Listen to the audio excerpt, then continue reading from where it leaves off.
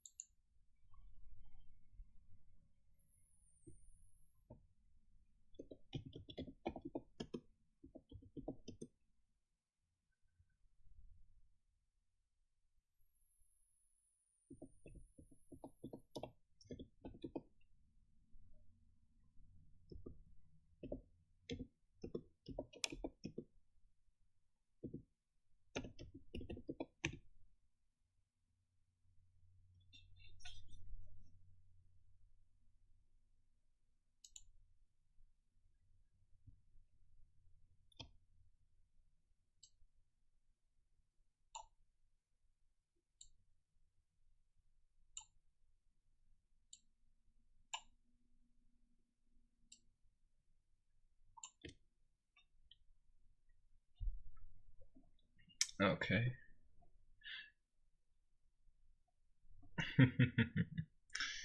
You know, it's interesting. As I get more used to the systems, it becomes much more convenient. I'm not sure about y'all, but I kind of like using this device.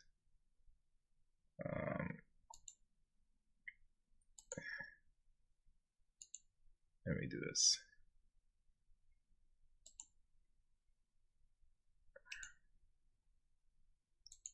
I'm probably gonna send where.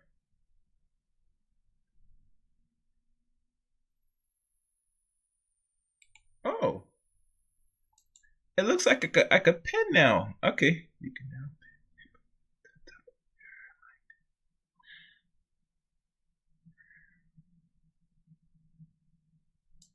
pin. Okay. Let's try it.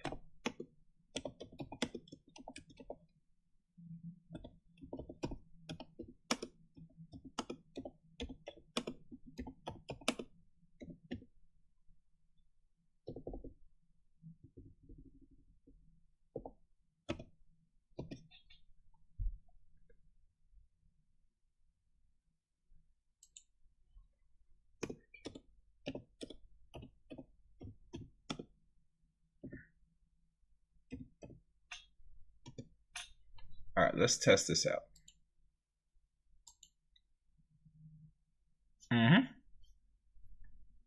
Excellent.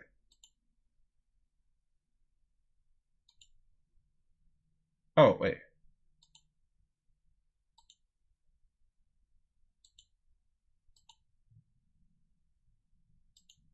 Let me do that again.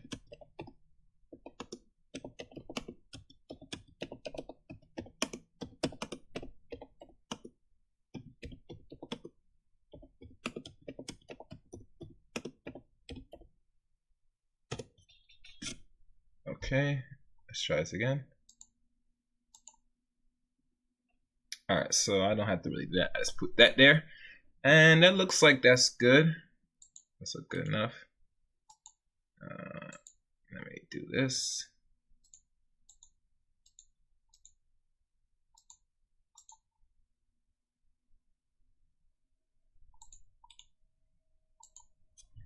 I might start playing some music on here to give it more of a flow.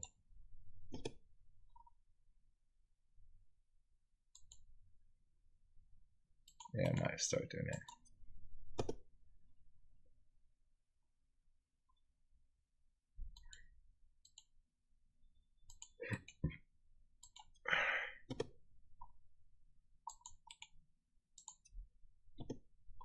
Okay, last little checkups, and then we will begin the stream. I'll make sure I sent every message. Okay, you know how YouTube stays.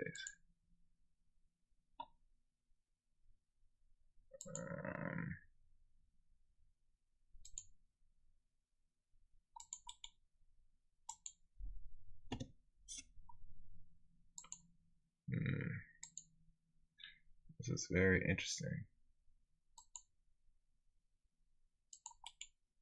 A lot of groups are very interesting on here. Let's not notice this. Okay, let me.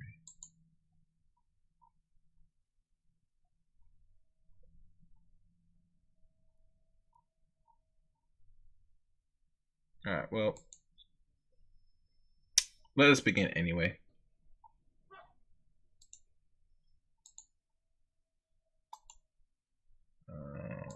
Make sure everything's good. All right, everything sound good. Look like the quality. Oh, wait, I forgot one more thing. I got just one more thing. Can't forget about this. You know, I just gotta go on my to hear if it sounds clear on both Facebook and YouTube. Let's test.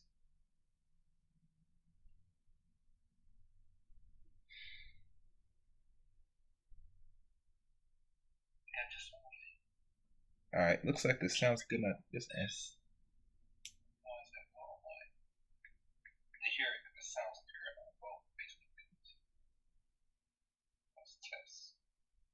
Alright. I guess we can begin. Welcome again. And hello to you, Mr. Hot Rod. Today's stream. Oh, I can't forget this one.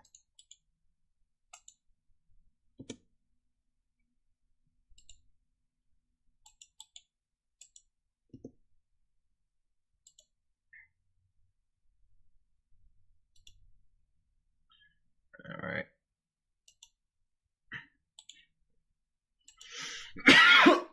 Sorry about that. Okay.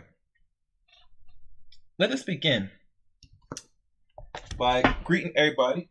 Welcome to this other illustrious, wonderful, another reading from Zero Ends channel. As you know, I am Zero Ends here. Yeah, one and nice, respectful, and brother. And today, I will be continue on the reading. And today's chapter will be. Let's see what chapter it is. And this is dealing with the part 3, the reconstruction part of the book titled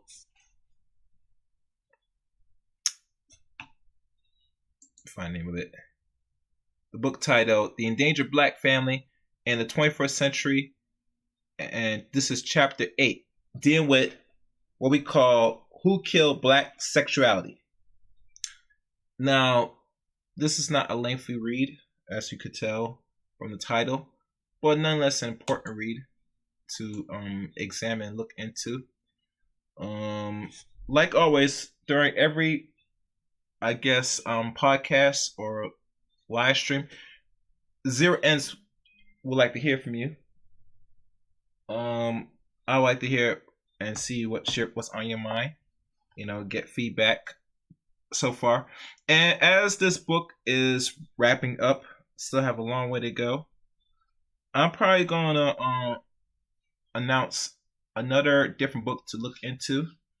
I have such a vast library that I don't really dig into. I might look into cryptocurrency, maybe. I have a PDF on that, or another book to read. I don't know. I'm still figuring it out. I will flip flop between which next book to examine. So you'll know that as I wind down onto this particular good book that came out in the mid-80s. So, for no further ado, I think we should start. Let me check. Okay, everything's healthy on my end. We could probably start this.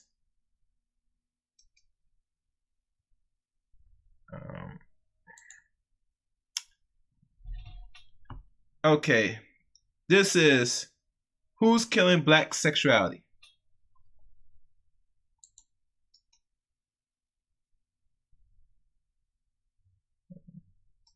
Oh, somebody sent me some. Let me look what this is.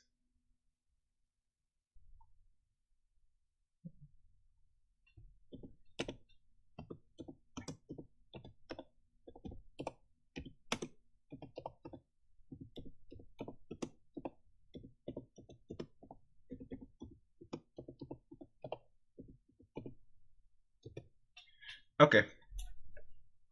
So no further ado, people. I will begin the reading. Let me get back to my monitor so I can see where I'm at. All right, perfect. The title: Who's Killing Black Sexuality? Reviving for a Lost African, or Revealing for a Lost African.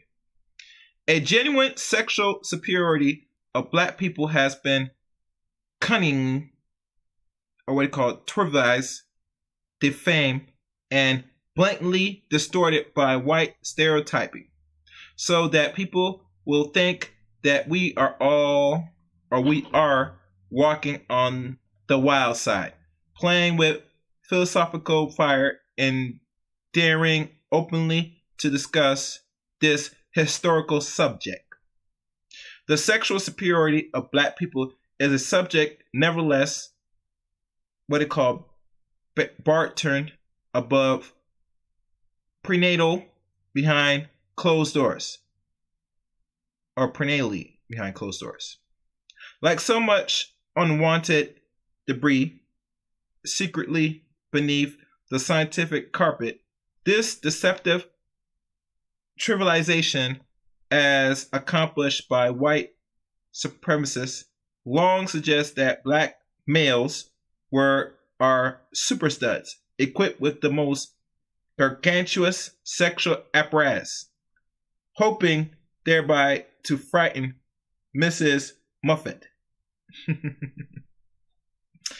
That black females are oversexed, hoping thereby to justify the white male historical rape and sexual plunder. And let me stop right there before I continue. As y'all know, in regards to sexuality, a group of men view melanated people / black people as sexual objects, both from the non-black man and the non-black woman, that we as a people are viewed as objects, something to play with, to toy with. And when you're done with any toy, you take it and you throw it in the garbage. In regards to the man, he's a toy because he is like pretty much a walking dildo in this society. Same for one woman. She, to the eyes of non-black men, mostly European men or Asian men or etc., that is used as that vessel for them to inseminate and engage in all type of sexual fantasies. It's like a concubine where you take your own woman that you're married or your girlfriend, and you have your side piece, which pretty much is the black female or the non-black female, to enjoy your lusts, to get your rocks, to get what they like to call practice, sexual practice. But anyway, let's go on. But never mind the white man, what they call Methodian, a thing that has backfired on him anyway. White men by now have begun to believe their own cruel conceptualization of real sexual and philosophical difference between the races. Their impotence rate is rising with their feeling of sexual inferiority. And it's always been rising, as y'all know. Rates and rising with their feelings of sexual inferiority as their women begins to make new demands upon their sexual standards. Black men also begin to seize upon this rare white concussion of inferiority, or concession of inferiority, and in believing felt implied to make it so white females, for their part, all the frightening Mrs. Muffets of yesterday, sincerely wonders too about this provocative proposition flirting in them quite naturally enough their deepest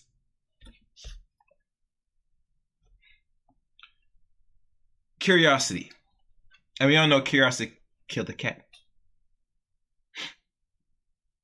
Now, concomitation with this cunning trivialization, there arose the paradoxical needs on the part of the African American, led by their intellectual, on the advance and promotion of white intellectual to demean any notion of black sexual superiority. This denial grew out of resistance to the white man's system of stereotyping containing in his ideological rationalization of the subjugation of one's human being by another based on biological determinism. White liberals who thought apparently sympathetical will generally see you with a good thing and want to take even that away, collaborating in this defense tendency to deny even our advantage in the hopes of white approval. This trick bag once led us at late as 1960 to our own recollection to such ludicrous lengths of denying that black people were, for whatever reason, better ballpark or ball players as a group than whites, or better boxers, and there were even black social scientists who would poke out their chests and proudly proclaim that the notion that blacks were better dancers than whites was a racial myth, or at best a stereotype, which is true. Within the relative sanity, oh yes, of the black conscious movement of the 1960s, and I think the conscious movement really took a turn during mid to late 2000s. So, and this is me because I remember when people would say they were getting consciousness, it started to pick up, I would say around the late 80s. But that's just me. I could be wrong, but that's how I view it. We soon learned that there is nothing on the average so pathetic as a white person trying to dance despite your average white bands and John Travolta's. Indeed, John Travolta himself taught and choreographed by a black is a epitome of the white race or ultramatical or technical approach to all that is good, even if occasionally accomplished, as in Travolta case, with a rare finesse. We can see this phenomena in a study or cooperative analysis of something so simple as boxing style and stance and history and historiographic of fashion and the handling and shooting of basketball. Say it loud.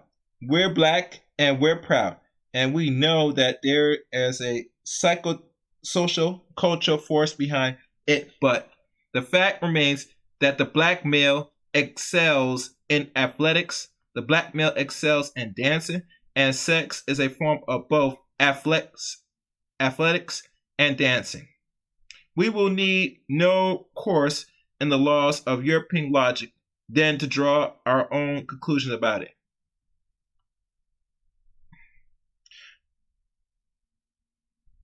Now, what is done by what they call papyrus stereotypes, myths, jokes, and so on is to take a true or a certain reality and exaggerate or distort it into falsehood. If not the ludicrousy, but they are based initially on a certain amount of observation, reality, at least on the surface, or they lose a mix of essential rings and truth. Having no effectiveness, the unschooled white observer will look at black people on walking through the ghettos, seeing their lack of social economic advancements, and conclude that the black race is not capable of being advanced. And how much of a lie that is. But when you're living in any structural social order or system that contents to keep you under malnutritious, or miseducated, because people could be educated, mind you. That's not hard. But it's how much resource you got to get the best quality out of people. It's not a determined factor. We can and must turn our stereotypes around just in the 1960s era of black consciousness through a principle of stereotypical reverse. We raise blacks once a fighting word to a status surpassing the then lofty Negro, which had come to be preferred by us to color. However, we should restrict the principles of stereotypical reversal largely to those qualities that rest on a biocultural imperative, and even then the relationships to the observant consequence of our oppression. We should not proclaim our superiority in any regards without trying to somehow be consequential of racism, just as we should always tie our future as a people to a consequence of racism. To do otherwise, in either case, to proclaim our success or our failures without relating them somehow to the effect of racism, is to imply that racism leaves no marks, at least in that instant, doesn't matter. In any case, blacks and whites alike sense something that a difference about the race in the realm of sex, dancing, athleticism, and other bodily movements and expressions. And they will acknowledge this and call it soul. And that's where soul come from. But unequipped to probe beneath the surface for the psychosocial cultural reasons will determine that it is a stereotype and rejects it out of hand. For stereotypes which flatters whites are more tolerable to all than are those that call attention to the immense of blacks.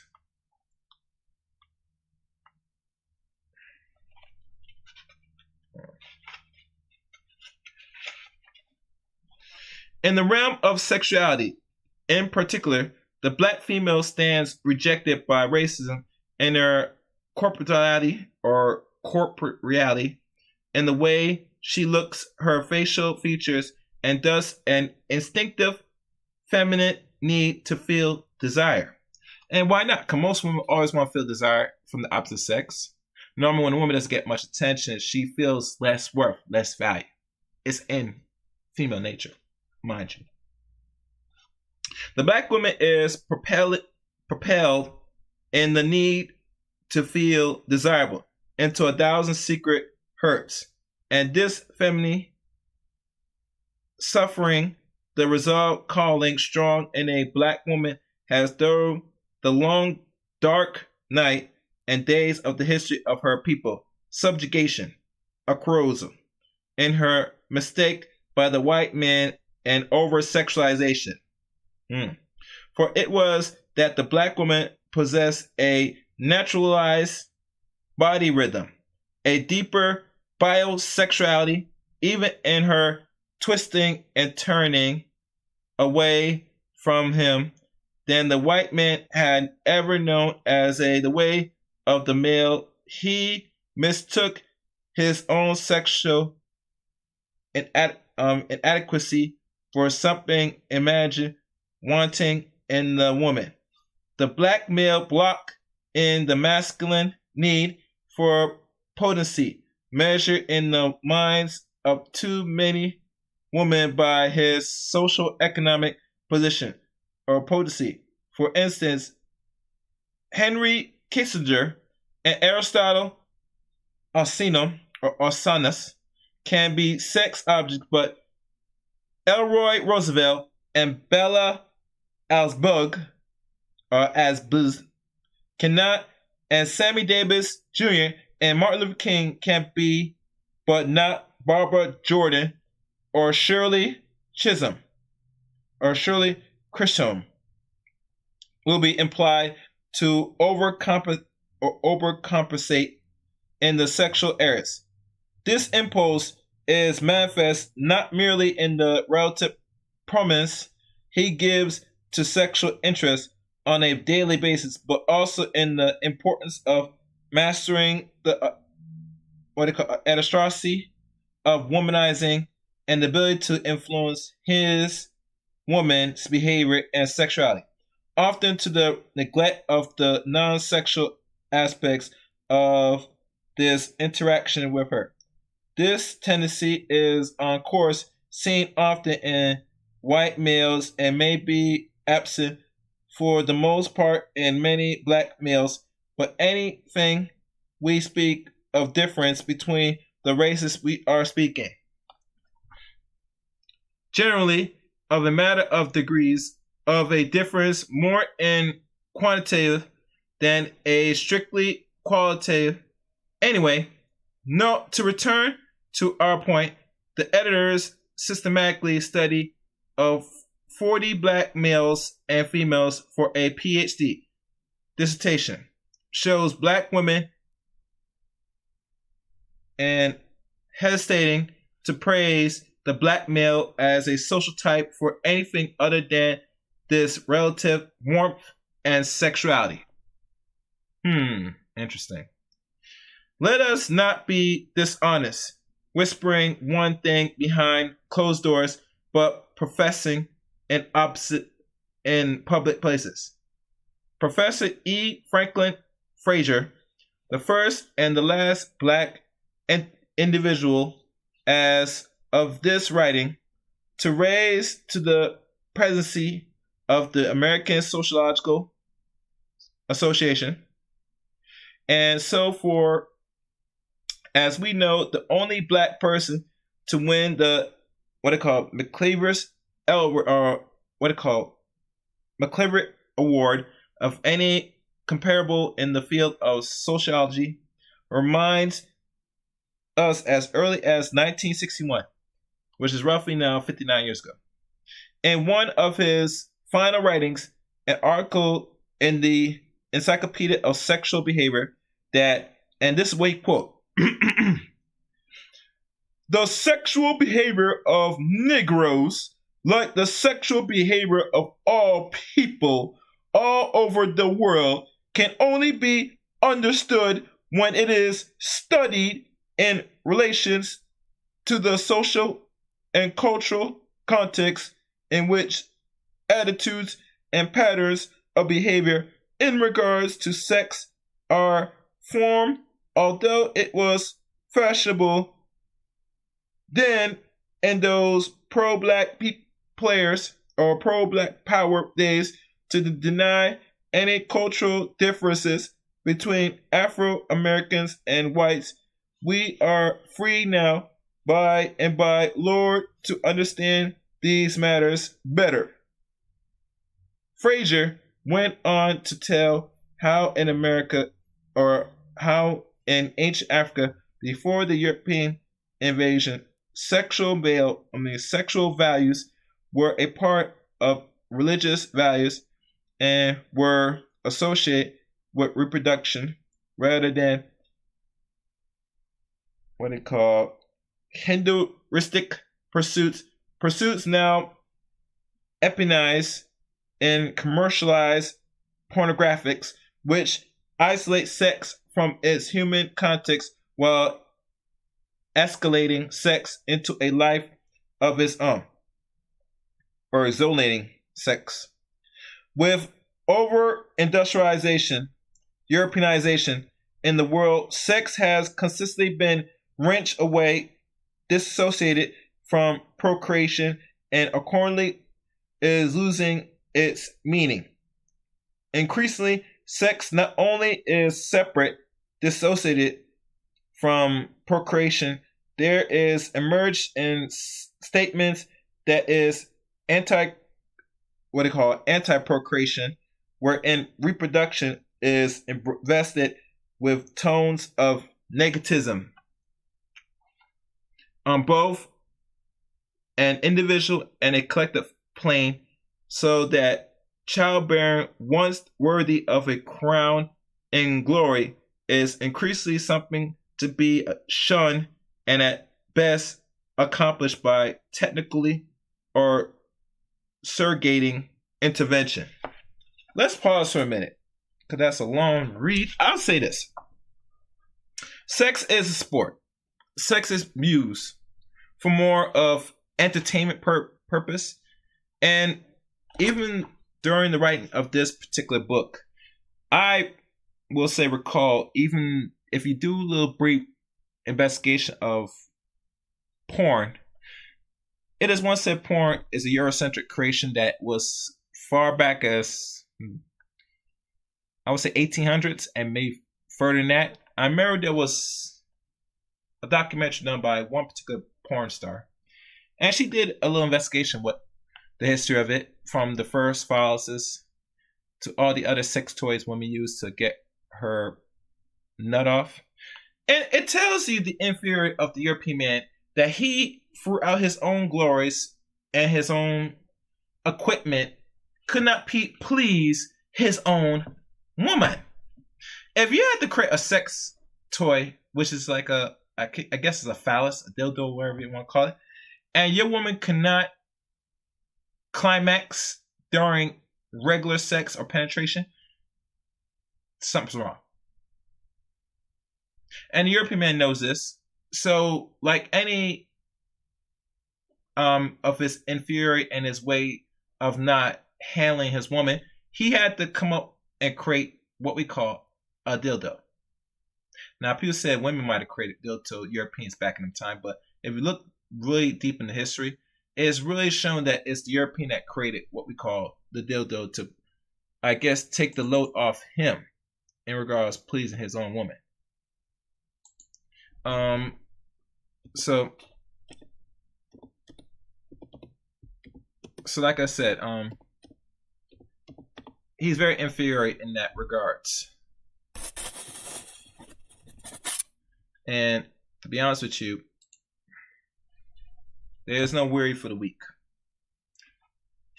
And I'll be honest with you, if all the sex inventions now to make people more, I guess, mechanical, more disassociate, more antisocial, sex is going to be more of a leisure thing for those people that can't get access to real humans to have, I guess, intercourse. But this is not really a discussion right now. But let's continue on with the reading. The Europeanization of sexuality reached its logical extremes, but not yet its conclusions. And the popularization of a master of Johnson mechanism techniques dominating approach to sex, and the cloning, despite complaints of overpopulation of so-called test tube babies, which they have now. This development has come on top of the subjugation and partial acculturation of Africans and African Americans, wherein sexual and family relationships were destruction and discriminating. These process has been analyzed and charted brilliance by a Nigerian professor from the University of, I think it's called Ibadan, in a recent issue of the Journal of Mental Health and Societies. While African American professors search through Africans for what they call antecedent sources of black families' strengths, the African professor reveals how Westernization led to the disintegration of the African family, disintegration of the African family, and the social disorganization of psychosocial destructions that follows everywhere, and the declines of mangling of family relationships, where there once was family cohesions and communities, there now is juvenile delinquency, crime, and disobedience, where the arrogant societies had the extend family industrialization brought the fragmentization of the nuclear family, or fragmentization of family.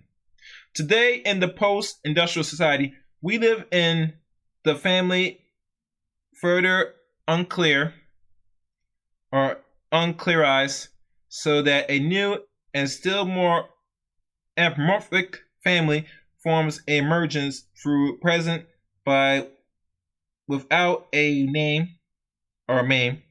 Meanwhile, the solution white radicals intellectualizing and mimicking by black intellectuals hold out as alternative to the nuclear family, representing unconscious adaptations to post-industrial societies, and will further disintegrate and fragment unclearized family life. In this context, we can see that the possible liberation of children and women. For instance, the child abuse movement is not only a reflection of the breakdown of parental, child, and family relationships, but also an illustration of the white intellectual inept of unconscious fraud, grandiose solutions to social and human decay. Now comprising a multi-million-dollar bonanza for a middle-class social worker, child abuse grips all social class, for it can be defined by law as emotional or physical, but like almost every social malady and discriminate the most oppressed black stratus more.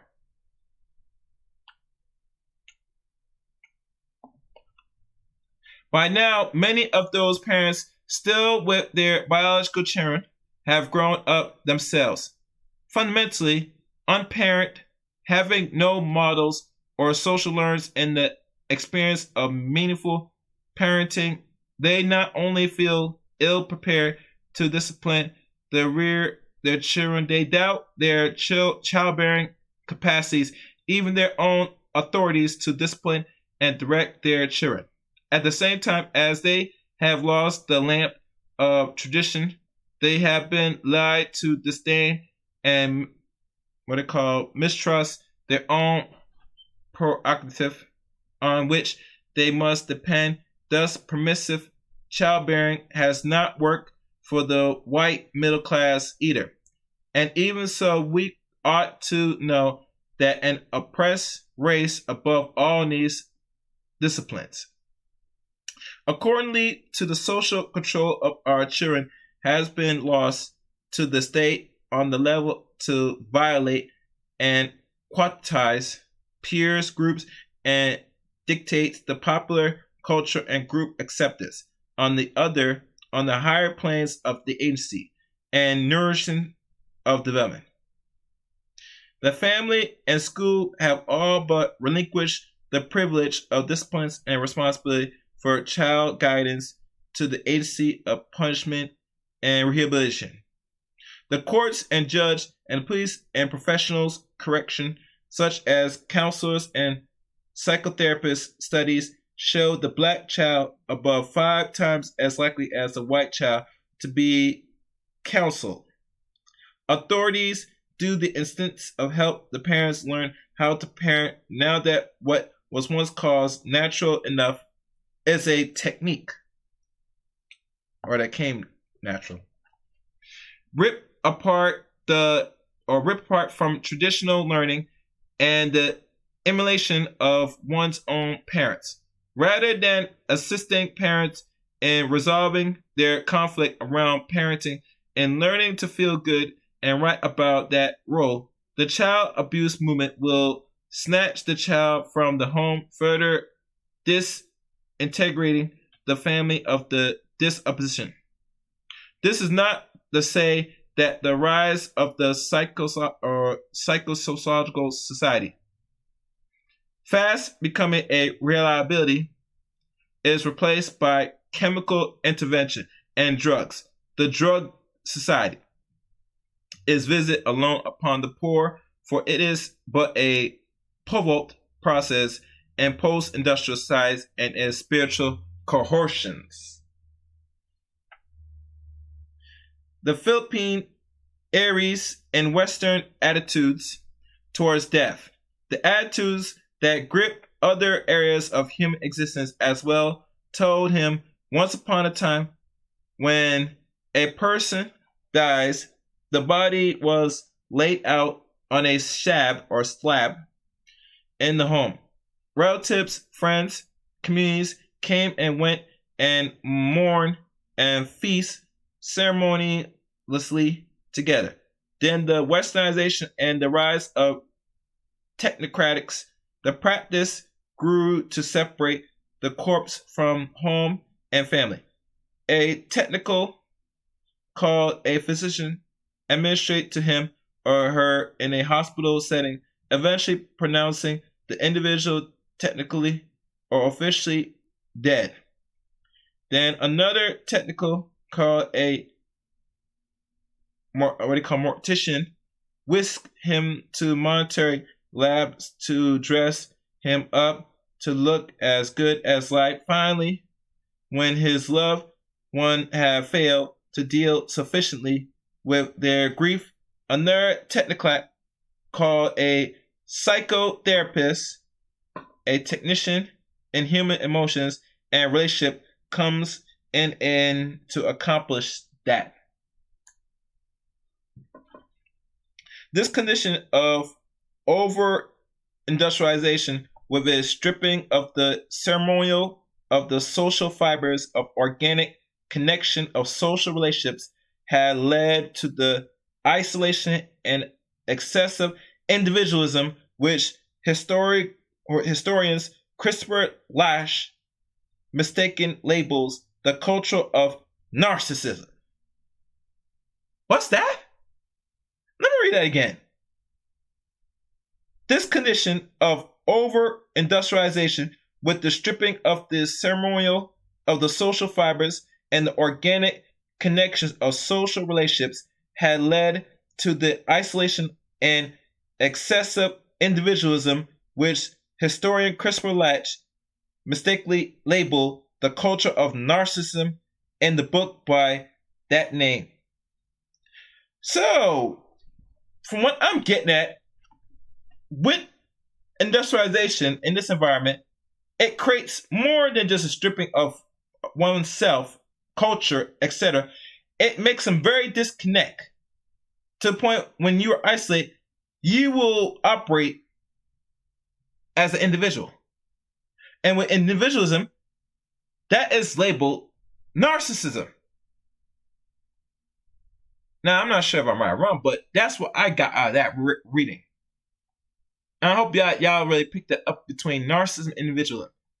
With individualism will breed narcissism in the society, especially in the West we call America. But I'll let y'all marinate on that. In reality, the individual himself today feels torn as well from within. The emphasis he sees around him, he feels inside of himself. The fragmentation, his mangle, his own inner morals, witnessing the rise of psychopaths such as psychosis, suicide, and other reflections of personal insecurity. In addition, perhaps at last, ditch quest in part through artificial means for whining personal satisfaction actually. It is a logical extreme of our personal reliance upon technology to fill out every need or satisfaction. What could be more aptable called apologies to Lasch's the culture of euphoria or European. For if a true narcissist is a person who, having suffered a feeling of failure and being loved, now focus on loving himself. Today's narcissist is an impure who wears no clothes, no longer really expecting to feel love. Those who once longed to feel love now are content to merely feeling good.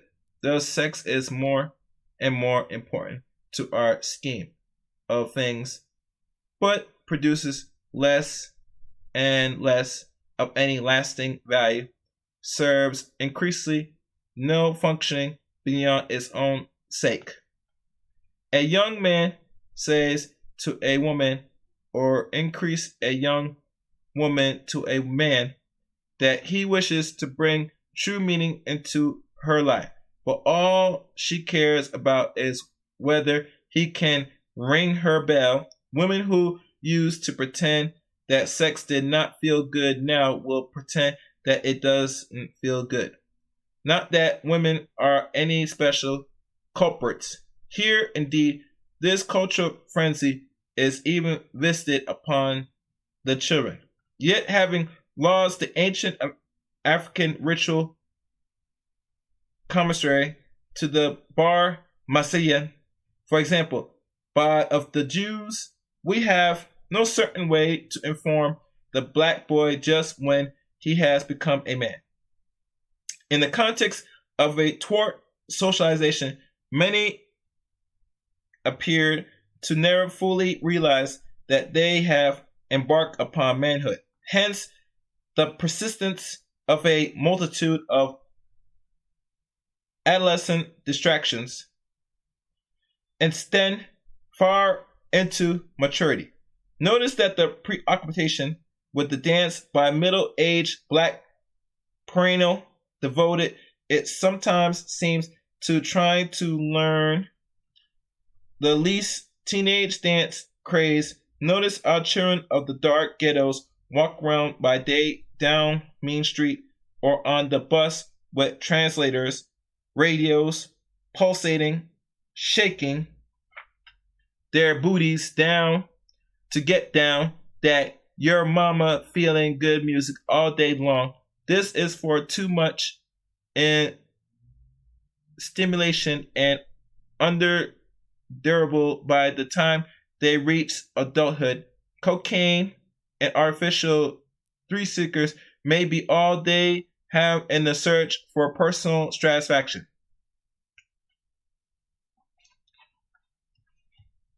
Within the era of Master and Johnson, techniques have taken priority over warmth and meaning pleasures substitute for intimacy and companionship.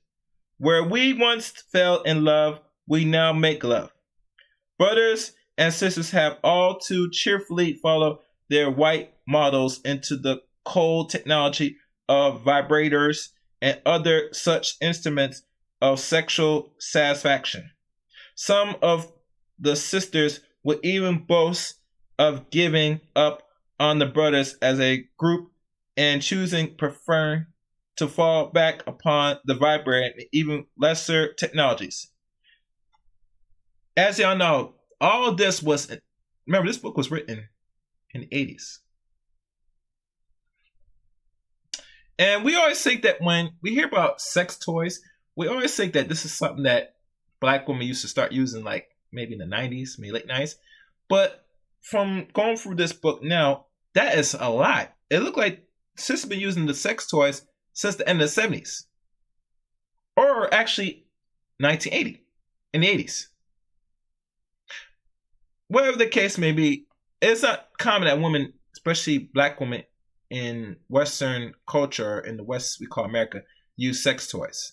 Sex toys was something that they start to use during, I would say, feminism, or when feminism reached a certain plateau that was pushed in the 60s, start to surface through teaching from colleges, and you see the effects during the 80s. So that's just a terminology or time limit I like to give out. The only difference in that the brothers will even tell you that he loves you if you want him to. When he is truly serious, we say he has a love Jones because love those days is hurting things. Once is not so much entitled to any natural fulfillment, a challenging to please your partner. with self-worthy prerogatives, essentially on how well one managed to perform, with hardly anybody rate a 10 anymore. You give me fever when you kiss me, but you fail to really light my fire. Atlas, the African American in particular, will be advantaged by the very fact of his assimilation into the machine culture and the machine mentality. The cold steel values of the westernized, Europeanized society. Witnessing the way in which the West respond to the challenge of ecology and environmental decay.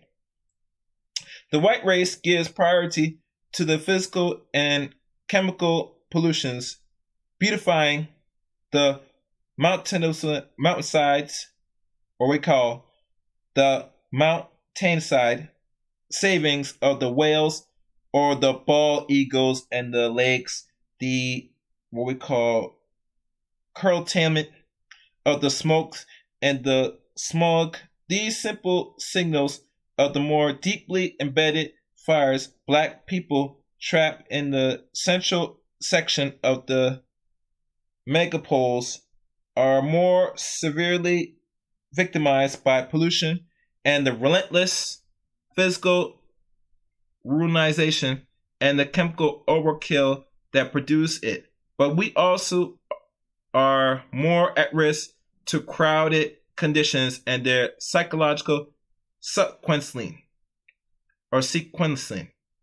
regulating to pollution, occupation, strats, and conditions, to high crimes areas and high criminal victimization. Our environmental problems, by comparison, are more social, hence our solutions will be more social and thereby more human. The white man is meanwhile more assimilated and socialized into the super industrialization society and his machine mentality. He essentially has achieved domination over other race by the use of the machine, particularly the tool of ways, but he has in his turn become more like a machine. In his dancing, his music, his lovemaking, his sex, his being, he is lacking in soul. Some even suspect his rhythm and, of course, his sexuality.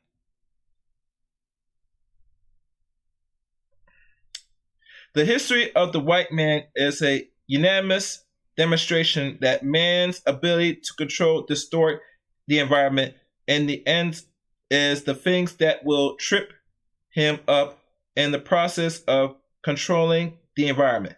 Distorting and effective its man becomes increasingly anti-environmental, hence anti-nature, but insurmount as human beings themselves also are animals and integral part of nature. Man winds up anti-human. By now, the white man knows and senses well his superior industrialized crisis, his evolutionary dilemma, but stands helping to reveal this process or reverse the process. Witness President Carter's famous energy speech correctly describing decrying the morbid social psychological decay now gripping a white dominant humanity. Then for solutions turning in the self-animate breath to mere physical and chemical matters, such as step-up exploitation really, of the diminishing oil supply. And a side note, what I'm hearing that this country kind of bought a whole bunch of oil.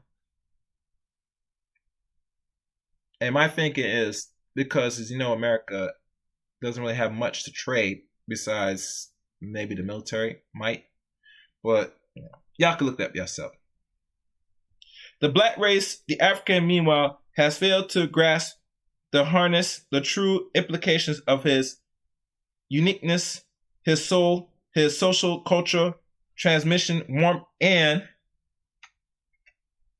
spirituality, which has appeared to caress his very psychosocial harmony, his corporate reality, paradoxical, since unlike the Jews, he is rejected in his corporate reality, the black individual and prone to show his corporeal advantage, he is just enough assimilated to white social values to disdain and underrate his own spirituality and his psychosexual superiority. He is implied by the white man example to equate and link the notion of superiority to the idea of supremacy, so that he goes on failing his historical mission, his axiomatic destiny does not fully realize that our contribution as a race will be not so much in our sameness to the white race as in our differences. And this would still be true even if equity or equality and sameness were synonymous, but they are not. So let us come to an understanding. We will probably not soon outstrip the European in the making of machines, not to mention the stockpile of the weapons of war, nor in shooting down the world multitudinous populace, but the very fact that we are not so much assimilated to the mischiefness of the Western world will be things to permit us to recapture and resurrect the lost spiritual force and the deeper human means which is fading fast from the universe and the world therein and its sexuality. Once we have grasped this fact sufficiently and reclaiming our stolen mission, we will then hold the irreplaceable keys to a new humanity. And that's it. That concludes that chapter. Chapter 8, really. In reference and my conclusion of all this is that black sexuality is black sexuality. How we like to look at it is a derivative from Eurocentric sexuality. I think just to understand black sexuality is to understand how we play into sexuality as a whole amongst others, because how we look at sex is totally different from how non-black people look at sex. Matter of fact, how black people make love altogether is pretty much the same like every other group of people. The only twist is now in the 21st century, we go a little bit beyond the sex that we do now. You see things like cup holding. You see people engage in anal sex. You see people engage in toys. And now we have a rise of machinery in regards to sex dolls. The future looks very warm in how we look at sexuality moving forward for African people / black people.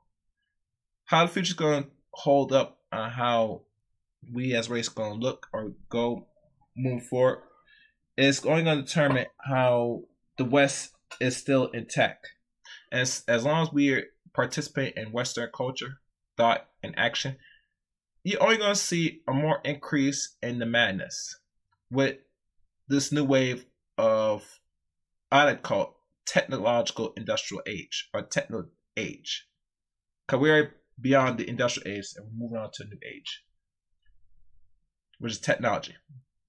And with technology, with infrared, virtual reality, infrared, simulation, it's gonna be like the movies like Demolition Man, all these things that we have been seeing for the last 30 or more years. So we shall see.